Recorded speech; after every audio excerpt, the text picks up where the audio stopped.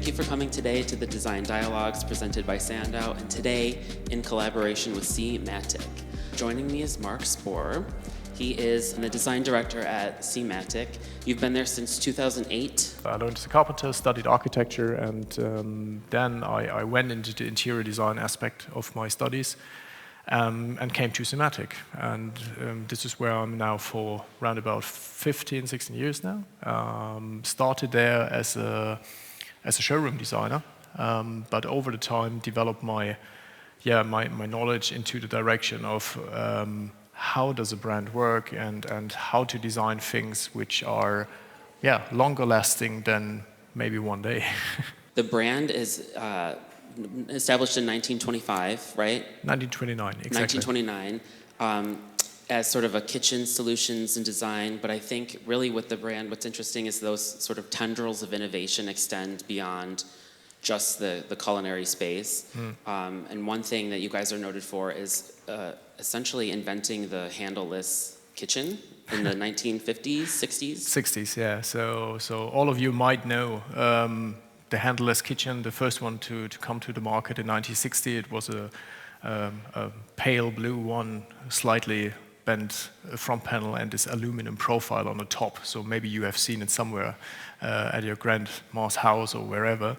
Or it was the first kitchen of her parents or whatever. So in 1960 we changed the world of the kitchen into a more design-orientated one. So before that it was only a functional space, so with the Frankfurt kitchen.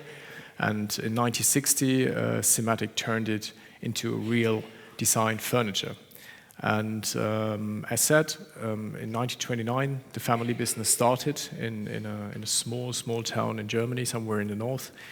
Now we are looking forward to celebrate our 100th birthday in 4 years' time. So with each topic, we've sort of paired a really beautiful visual from SieMatic with things that we can sort of point out and show more tangible what timelessness could be. So to kick it off, what do you think is the best application of personal style? The best application of personal style. I mean, first of all, it is personal style is a key factor in design. Yeah. So if we talk about meaningful design, deep design, it's exactly this personal taste that plays the key role. Which means a timeless design is never neutral or generic. It is always very, very personal, and it's always a framework for the individuality of the person to shine through.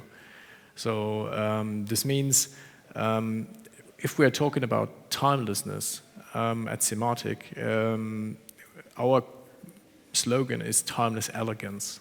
And timeless elegance means for us, first of all, not to avoid changes.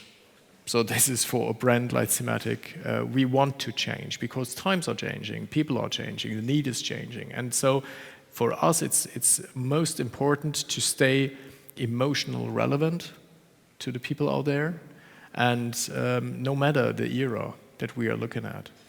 And I think important is that a timeless design is not shouting for attention, but it's transporting something in a very subtle, calm, subconscious way. And if you can bring together all of these things, a space will reflect your personal lifestyle or a design. There's also an element, I think, of adaptability that keeps things timeless, where it almost anticipates what your needs might be in the future. And in graphic design, we have this expression, good design goes unnoticed. Everything should be should accommodate and facilitate your lifestyle so well that you almost don't notice the design. You have an emotional connection, but it's not necessarily one thing is more powerful than the other. The same way with graphic design, when you're reading, there should be very clear hierarchy. You should be getting the information properly and quickly. Sometimes the design is something you appreciate a little bit after you've received the visual information. Timeless elements is something you cannot design.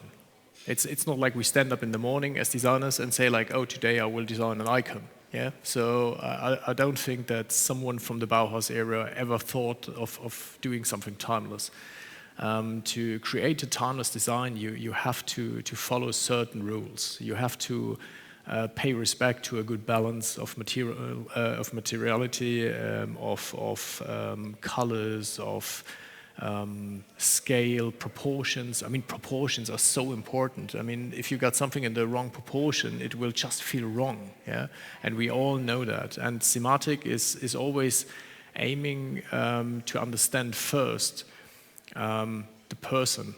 So what should be the expression of this design object? Who are we looking at when we design this object? And as you said, first understand the person that's on the other side is the most essential part for our designs.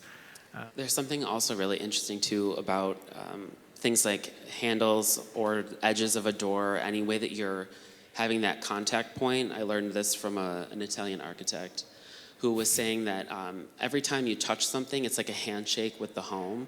So considering how everything feels when you're trying to open it, close it, the sound, the weight, are all things that you should enjoy. You shouldn't like resent a cabinet door that rattles. Yeah, so I just liked the idea of like every time you're interacting with your space, it's like this sort of handshake with your home. The thing about the human brain, we have this superpower that our brains are not only seeing a room, we can feel it, because it's working on such a subconscious level. And you can really go into a room, a color will talk to you, yeah? A deep color will calm you down. You will say like, hey, come on, sit down, relax, it's all good. A matte surface will invite you to touch, yeah? It screams like, touch me. People walking into our showrooms, I mean, it's always beautiful to experience how they experience it, always with the hands, over the worktop, on the front panels, the light. There are so many things influencing you, the perception of a room. So this point is very important for us because it creates this emotional connection of you to a room. Do you have a favorite material to design with, personally? Wood is something, a material, you feel a deep responsibility because you cut a tree for it. You feel the responsibility to treat it right, but wood is also, or veneers, is something I really love. It's one of the oldest building elements ever, and besides stone. And it gives this warmth. It has a character. It lives. There's something in your room which lives. And so I would say veneer is definitely something I really love to work with. And at SieMatic, we're offering a choice of materials. So not an overload, but a real nice choice. So for example, for colors, we're working on a very subtle but neutral color scheme. Because what we want to do is we don't want to set highlights with the color. We offer a color palette which leaves you the room to set the highlights because it's neutral to other things. If you have bright colors, you're not able to mix it up with personal materials. Yeah, and I mean the topic of heritage things, like you said now with the blanket. This is something which we meet very often in the architecture at the moment. You maybe also know it, any heirloom furniture passed on over generations. And in today's architecture, you also see this trend again to bring in design classics. Yeah, there's the Breuer chair somewhere standing around, or the Alessi juice press somewhere in the kitchen. And yeah, it's a classic. And that's the cool thing. 7 years ago, this wouldn't be allowed in architecture, allowed in design, yeah? Because design was very dictating. And today, it's more about giving shelter, showing individuality. And to do that in a very intuitive way, we offer this framework. I think there's also a really great attention to detail in terms of material connection. Just some of the images that we'd gone through, a lot of the best shots are like these really interesting edges where there's a bevel, there's a specific seam, but even on different pieces of marble, the way that sort of veining and elements meet, and just articulating sort of every little surface. It's almost like Braille to sort of get to know a space better. I mean, this is a corner detail from our worktop for the SG6, who just won the Red Dot Award. The fun thing about this one is this is also a way of us to treat materials with a lot of respect. Because sure, we can do the same worktop out of one piece of stone and just groove out the shape. No, because we will use too much of the material. So this is why we've gone to put this thing together from different pieces. And the round shape, we come back to neuroarchitecture. Today, rushing time, unsteady times, people are retreating. I mean, we see the trend of cocooning in architecture. And this is the answer to say, like, okay, soft shapes, forms. I mean, you have seen it in Milan, I'm pretty sure. Everything is super fluffy and super shaped, yeah. And the sofa, you need to build a house around and everything. So it's important to connect to the people and offering them some elements to fulfill their needs. I think the most important thing for us as designers is I'm far away of saying do it in this and this and this way. Because as you said, design has so many faces and so many approaches. Some are going out in the park to design things, to get inspired. Some are retreating in a room. I think the most important point to understand for us as designers is listen. Listen first to what this thing should do. Yeah? And then start with the human aspect. Put the human in the center, and not any rules or restrictions, but to build everything around this person. This, of all of the photos that we went through, is absolutely my favorite, and this is sort of what I meant by, in doing this, I learn a lot more about design. I would have never thought about this like bevel and then lifting the actual surface to then have this, I don't know, crown. This is our handleless kitchen called SLX with an illuminated recess channel. And there's a huge design process behind this recess channel because we just wanted to bring in light, saying like, okay, now look there, light. It was more like a process, bringing a lot of things together. Like you said, it was first the thing, how far can you reach in? So it was ergonomics. Because in first, every SieMatic kitchen is functional, and it's always based on the experiences of the user. The second step was we wanted to make it more architectural, so we broke the metal, and by this we created this shadow gap to give it more a lightness in design. The third step, we brought in the light. But not just a light, it was a special LED light to give it this razor-sharp look. And by this, we also got this floating effect that you just mentioned. And yeah, this is one of the most beautiful concepts that we have, to be honest. We're very proud of that one as well. But it's just reflecting a stage in the history of SieMatic. I think I would love my kitchen more if I had this sort of like very regal detail. Yeah, let's have a talk afterward. Yeah. Even on a detail that small, there's like a multiple scales of things happening between like this flat surface with its own grain, the sort of stepped. Yeah. Also, the step thing here that you can see is something special because it takes care of the ergonomics so that you can open the doors easier. So this metal profile is really shaped like your finger. So if you reach in, it really embrace your finger and you can pull it open. So it's all about the details, as I said. And this is maybe the difference of good design, timeless design. It's about the details. So to create design just to be beautiful will not be timeless. But if you get this deeper connection, this intuitive design that resonates with the user. I'm sure everybody's heard the like form follows function expression. It's misquoted all the time. It's supposed to be this union of form and function, and I think that beauty does very much have a function in the home. There's a funny divide between like art and design and what people think art is and where there's an overlap, but I think when you're making material choices or form choices or even proportion, there's a function to having something that's beautiful. It's not like a frou-frou, frilly thing. It enriches your experience of like being human, which in general, I think, what are we here for? Like, if not to make and enjoy beautiful things. So that's my TED Talk on why beauty is important. But I think it's also a huge part of wellness. I mean, like, what is your thought on beauty and impacting wellness? I think the space is always a tool, a practical tool for well-being of the person using it. I think it's important that in the future, with this rise of technology, this fast evolving technology, we need to consider the chances of this. And at SieMatic, we're really keen on exploring this. But at the very end, it should always be this sensitive relationship between the kitchen and the user.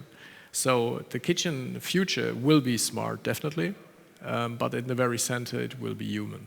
And for us, I mean, just imagine you come in the morning into your kitchen, and it's not like you have to open everything, but the kitchen will know about how you slept. It will know about your mood, how you feel today, and it gives you advice maybe in how to make your life better in this moment. And I think the future of the kitchen is not about asking for more front panels, for different shapes, for whatever. It's more about asking, what if your kitchen makes you feel better? What if your kitchen gives you more time? So these should be the questions asked by brands like us. And I can say that we are really looking forward to implement all of these things into a kitchen, but keep it very human-centered. Yeah, I think anytime the sort of innovation has to start at a very physical level before you start adding technology or appliances or smart whatever, you don't need a lot of things between your brain and the experience. I think we do so much on our phone that you become a little numb when there's too much technology, and technology is better implemented when the very physical permanent design is done well. Yeah, very, very fluid, very seamless, and you do not feel that you're using it, literally. It's more like it's there. So to have this emotional quality of the space, I think this is the essential point also for the future in terms of well-being, because people really see their homes as a retreat, to take cover of this. Yeah, I mean, I read numbers like every day we consume 34 gigabytes of information every day.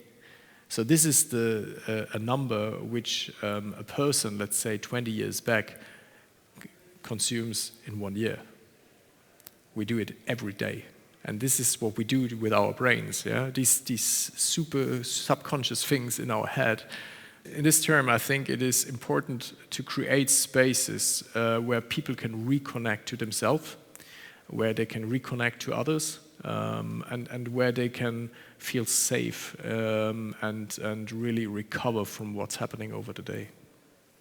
Yeah, I would say I think I spend the most time in my kitchen doing stuff rather than even at the table. I enjoy just being in it. True. I mean, the best parties will start and end in the kitchen, and no one knows why. Yeah, I mean, you can have the most beautiful table, and everybody will stand in the kitchen. But this is something that we learn from our families. This is the center point of the house, and at SieMatic we take this very serious, because if you are allowed as a designer to plan the kitchen, this means this person takes you to the very center of their house. So it's a very intimate place, and you should really take the responsibility to make it right in all kinds of feeling, sensual things, emotional things. And as said, I mean, I've also started to sell kitchens at the beginning, and I can tell you, I'm looking at you guys, you have situations on the table when designing a kitchens between married people you wouldn't believe. So kitchen is emotional. Kitchen is family, and it's a center. And so, yeah, take it serious as designers. As designers, if you're designing rooms, the most important thing is, or houses, places, whatever. It's not the feeling when you're in there. It's what you take away from it. What will stay with you. So how does this feel? And talking about timelessness, this is exactly the very core, in my opinion, to be authentic in your design, to be your own individuality, and to express exactly this in a design. I don't think there's a certain place in the world that you can look at to say like, okay, this is the way where people will move in the future. I think it's important for us as creatives to keep our minds open and to look into different directions. So not only looking into the architectural direction, not only interior design. Sometimes it's also interesting to look into the beauty industry or to look into the fashion industry. Maybe into the research of new materials. So to get inspired by different things and then merge the information together into your own version of the future. Thank you guys so much for coming. This is a lot of fun to sort of share with people who are also interested. How many of you are to the trade and how many are just love design? How many trade? Oh, great. Oh. That works for me. No, also thank you from my side for joining us today. Thank you for sharing your precious time with us. Thank you.